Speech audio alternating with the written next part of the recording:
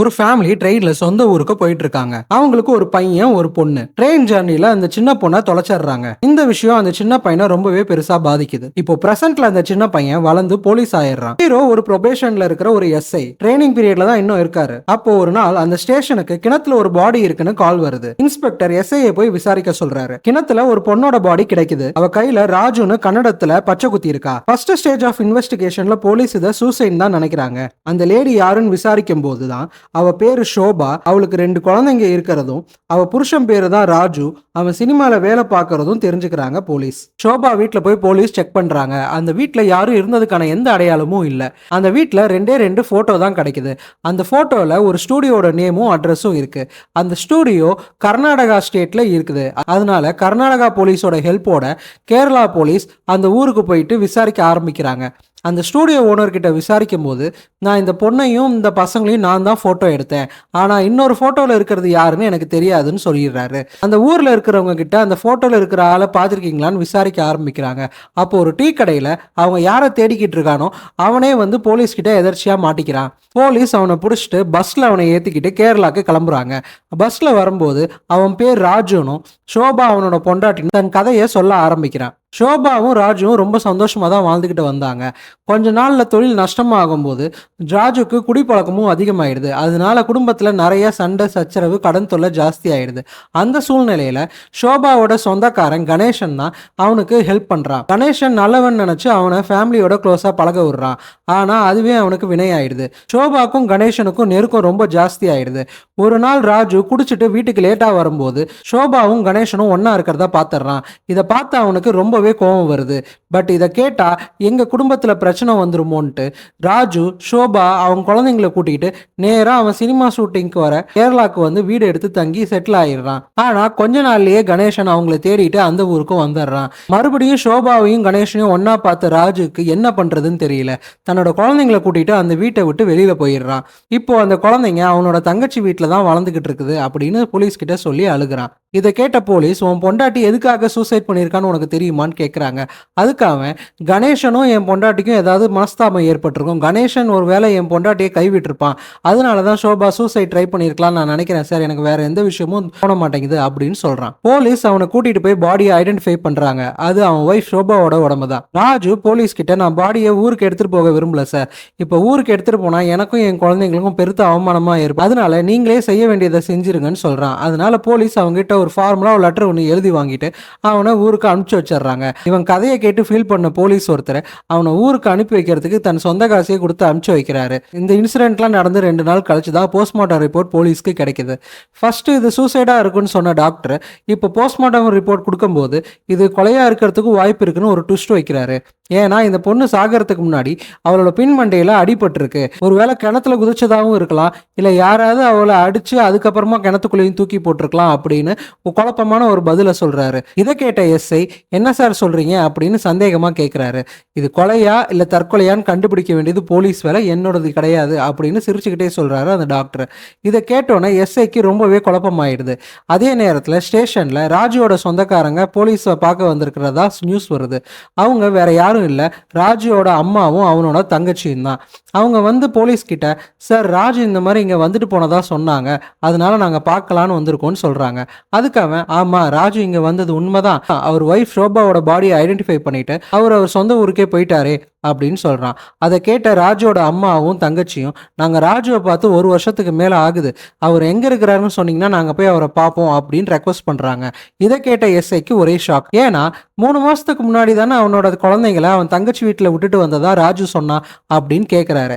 அதுக்கு அவனோட தங்கச்சி, நான் மட்டும்தான் ராஜுக்கு ஒரே தங்கச்சி சார், அவனுக்கு வேற யாரும் கூட பிறந்தவங்க இல்ல அப்படின்னு சொல்றா. இதை கேட்டோன்னே ஸ்டேஷன் இருக்க எல்லாருமே கொஞ்சம் ஆச்சரியமா பார்க்க ஆரம்பிக்கிறாங்க. இதை விட பெரிய ட்விஸ்ட் என்னன்னா, சந்தேகப்பட்ட எஸ்ஐ ராஜுவோட போட்டோவை காமிச்சு, இந்த போட்டோல இருக்கிறது ராஜு தானே அப்படின்னு கேட்கிறாரு.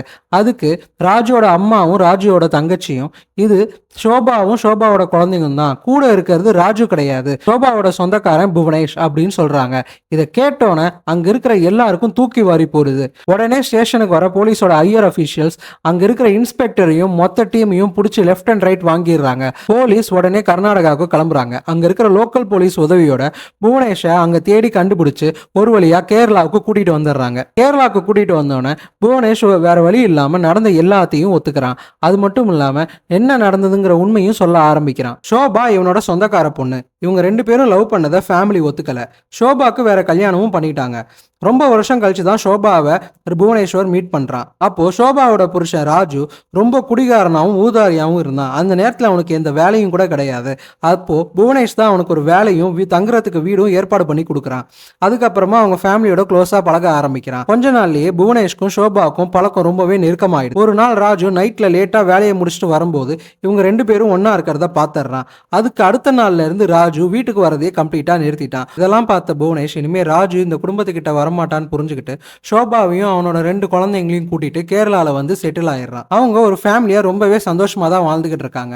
ஒரு நாள் புவனேஷ் வெளியூருக்கு வேலை விஷயமா போயிட்டு திரும்பி வீட்டுக்கு வந்து எங்க குழந்தைங்கன்னு ஷோபா கிட்ட கேட்கறான். ஷோபா அதுக்கு ராஜு வந்து குழந்தைங்களை கூட்டிட்டு போயிட்டான், சனியனுங்க போயிடுச்சு, இனிமே நம்ம 2 பேரும் ஃப்ரீயா இருக்கலாம்னு சொல்றா. இதை கேட்ட புவனேஷ்க்கு ஒரே கோவம் வருது. இந்த குழந்தைங்களை நான் பெக்கலனாலும் அதுக்கு அப்பனா நான் என்னதான் நினைச்சுக்கிட்டு இருக்கேன், அந்த குடிகாரனை நம்பி நீ எப்படி குழந்தைங்களை விட்ட அப்படின்னு கேட்கறா. அதுக்கு ஷோபா, நீ பெத்த மாதிரி நீ ஏன் இவ்வளவு கவலைப்படுற, உனக்காக நான் தான் இங்க இருக்கேன்லன்னு கேட்கறா. அதை கேட்ட புவனேஷ் கோவத்துல அவளை ஓங்கி அரைஞ்சிடறான். கீழே விழுற ஷோபா உடனே மண்டையில அடிபட்டு அந்த இடத்துல இறந்துடுறா. எப்படி இதுல இருந்து தப்பிக்கிறதுன்னு தெரியாத புவனேஷ் அவ பாடியை ஊருக்கு வெளியில எடுத்துட்டு போயிட்டு எரிக்க ட்ரை பண்றான்.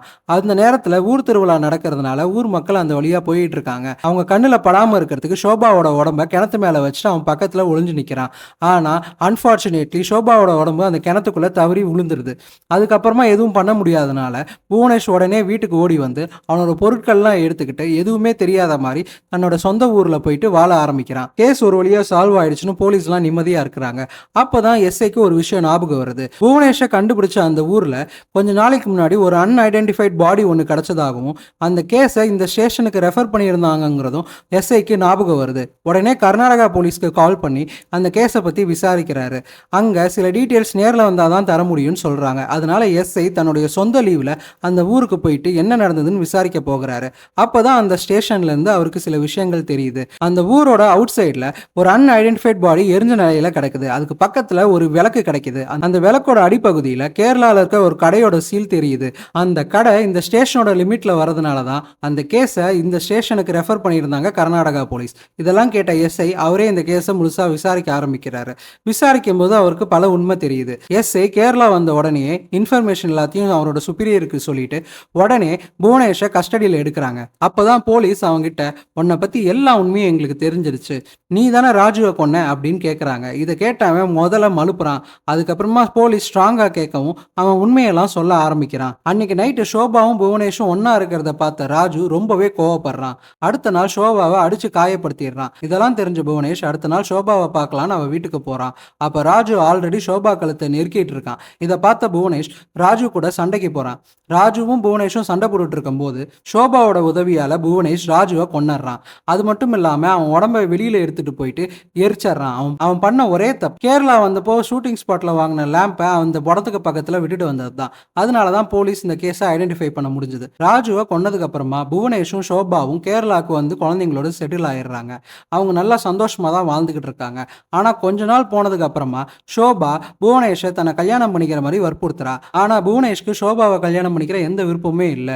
ஒரு நாள் சண்டை முத்தி போய் கோவத்துல ஷோபா, நீ மட்டும் என்ன கல்யாணம் பண்ணிக்கலைனா நீ ராஜுவை கொன்ன விஷயத்த ஊரை கூட்டி எல்லார் முன்னாடியும் சொல்லிடுவேன்னு மிரட்டுறா. இதை கேட்ட புவனேஷ் கோவத்துல ஷோபாவை கொன்னுறான். அதுக்கப்புறமா அவ உடம்ப தூக்கிட்டு போய் ஊருக்கு வெளியில எரிக்கலான்னு போகும்போது தான் ஊர் மக்கள் நடுவில் வர அவன் கிணத்துக்கு மேல அவ பணத்தை வச்சிடறான். அது எதர்ச்சியா கிணத்துக்குள்ள விழுந்துருது. இவ்வளவு நேரம் பொறுமையா கேட்டுட்டு இருந்த எஸ்ஐ, சரி இதெல்லாம் போகட்டும், அந்த குழந்தைங்களை என்ன பண்ணேன்னு கோவமா கேட்கிறாரு. அதுக்கு புவனேஷ், எனக்கு குழந்தைங்களுக்கு என்ன ஆச்சுன்னு தெரியாது சார்ன்னு சொல்றான். கோவப்பட்ட போலீஸ் அவங்களையும் கொன்னுட்டியான்னு 2 அடி அடிக்கிறாரு. அதுக்கப்புறமா புவனேஷ், சார் நான் என் குழந்தைங்கள நான் ஒன்றும் கொல்லலை, நடந்ததை சொல்லிடுறேன் அப்படின்னு சொல்றான். ஷோபாவை கிணத்துல போட்டதுக்கு அப்புறமா வீட்டுக்கு வர புவனேஷ் ஊருக்கு கிளம்பி போலான்னு அவனோட திங்ஸ் எல்லாம் பேக் பண்றான். அப்போ குழந்தை எழுந்திருச்சு அப்பா பசிக்குதுன்னு கேட்கறா. அதனால 2 குழந்தைங்களுக்கும் சாப்பாடை போட்டு அவங்க கூடயே கூட்டிட்டு போறான். குழந்தைங்கள தனியா விட முடியாதுங்கிறதுனால ஏதாவது ஆர்ஃபனேஜ்ல சேர்த்துட்டு போலான்னு ட்ரை பண்றான். ஆனா எந்த ஆர்ஃபனேஜ்லயும் அந்த 2 குழந்தைங்களையும் ஏத்துக்கிறதுக்கு தயாரா இல்லை. அதனால அவன் மும்பை போற ட்ரெயின்ல அந்த 2 குழந்தைங்க குழந்தைங்களையும் ஏற்றி விட்டுட்டு அவன் பாதியிலேயே இறங்கி ஓடி வந்துடுறான். அந்த குழந்தைங்களுக்கு என்ன ஆச்சுன்னு எனக்கு தெரியாது சார்னு அழுகிறான். கேட்ட போலீஸ் அந்த குழந்தைங்களை தேடி பார்க்குறாங்க. ஆனால் எவ்வளோ தேடியும் அந்த குழந்தைங்கள அவங்களால கண்டே பிடிக்க முடியல. இதுக்கு நடுவில் எஸ்ஐ சாரோட ப்ரொபேஷன் பீரியட் முடியுது. அதனால அடுத்த போஸ்டிங் வர வரைக்கும் அவர் அந்த ஊரில் லீவில் தான் இருக்க வேண்டிய சூழ்நிலை அமையுது. அவர் அந்த லீவில் சும்மா இருக்காம அந்த குழந்தைங்களை தேட ஆரம்பிக்கிறாரு. இதுக்கெல்லாம் காரணம் அவர் சின்ன வயசில் அவரோட தங்கச்சியை ட்ரெயினில் தொலைச்சிடுறாரு. அந்த வயசில் அவரால் வேற எதுவுமே பண்ண முடியல. அந்த குற்ற உணர்ச்சிக்காக இந்த குழந்தைங்களை எப்படியாவது நம்ம கண்டுபிடிக்கணும்ட்டு அவர் இந்த கேஸை தீவிரமாக அலசி ஆராயிறாரு. அந்த குழந்தைங்க போன ட்ரெயின் ஏறி மும்பை போகிற வழியெல்லாம் அந்த ட்ரெயின் எங்கெங்கெல்லாம் இருந்துச்சோ அந்த ஊர்லலாம் இறங்கி அந்த குழந்தைய விசாரிக்க ஆரம்பிக்கிறாரு. ஃபேஸ்புக், இன்ஸ்டாகிராமில் நிறைய ஆட்ஸ் கொடுக்குறாரு.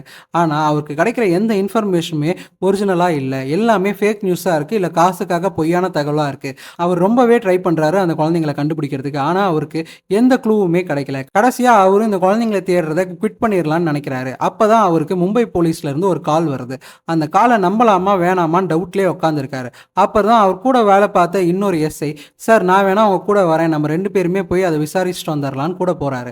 அவங்க 2 பேரும் மும்பை போகிறாங்க. அப்போ அங்கே தாராவியில் ஒரு லோக்கல் டான் ஒருத்தன் குழந்தைங்களை கடத்தி இந்த மாதிரி விற்கிறதா அவங்க கேள்விப்படுறாங்க. அங்கே அந்த குழந்தைங்க இருக்கான்னு செக் பண்ணலான்னு போகிறாங்க. அந்த டான் இவங்க பெரிய போலீஸோட இன்ஃப்ளூயன்ஸில் அங்கே வந்திருக்காங்கன்னு தெரிஞ்சுக்கிட்டு அந்த குழந்தைங்களை காட்டுறதுக்கு அவன் ஒத்துக்கிறான். அவங்க கூட்டிகிட்டு போய் காட்டுற இடத்துல இவங்க தேடி வந்த குழந்தைங்க யாருமே இல்லை. கவலையோட கிளம்பலான்னு பார்க்க போகும்போது அவருக்கு ஒரு குரல் கேட்குது. அப்போ 2 சின்ன குழந்தைங்க பேசிக்கிற சவுண்ட் அவருக்கு கேட்குது. அது யாருன்னு பார்த்தா அவங்க வேற யாரும் இல்லை, இவங்க தேடி வந்த அந்த பொண்ணும் பையனும் தான். ஆனால் அவருக்கு அந்த பையனை பார்த்ததுக்கு அப்புறமா ஒரு பெரிய ரிலீஃபே கிடைக்குது. ஏன்னா சின்ன வயசுல அவரால் அவர் தங்கச்சியை பார்த்துக்க முடியல. ஆனால் இந்த சின்ன பையன் இவ்வளோ பிரச்சனைக்கு நடுவுலையும் அவன் தங்கச்சியை கைவிடாமல் அவ கூடயே பத்திரமா காவலாக அமர்ந்திருக்கான். இதை பார்த்து அந்த போலீஸ் அழுதர்றாரு. அந்த பையனையும் பொண்ணையும் கேரளா போலீஸ் கேரளாவுக்கே மீட்டு கூட்டிட்டு வந்துடுறாங்க. அவங்க கூட்டிட்டு வரும்போது அந்த மொத்த ஸ்டேஷனுமே அந்த குழந்தைங்கள பாசமாக வரவேற்கிறாங்க. இன்னைய வரைக்கும் அந்த குழந்தைங்களோட படிப்பையும் வாழ்வாதாரத்தையும் அந்த போலீஸ் பத்திரமா பார்த்துக்கிட்டு இருக்காங்க. இது நிஜத்துல நடந்த கதை. இந்த கதையில வர மாதிரியே அந்த குழந்தைங்களை இன்னமும் அந்த போலீஸ்காரங்க பத்திரமா பார்த்துக்கிட்டு இருக்காங்க. அவங்க ஸ்டடீஸ்க்கும் வாழ்க்கைக்கும் அவங்க உறுதுணையா இருக்காங்க. இந்த கதை உங்களுக்கு பிடிச்சிருந்தா மறக்காம சேனலுக்கு சப்ஸ்கிரைப் பண்ணுங்க. நன்றி.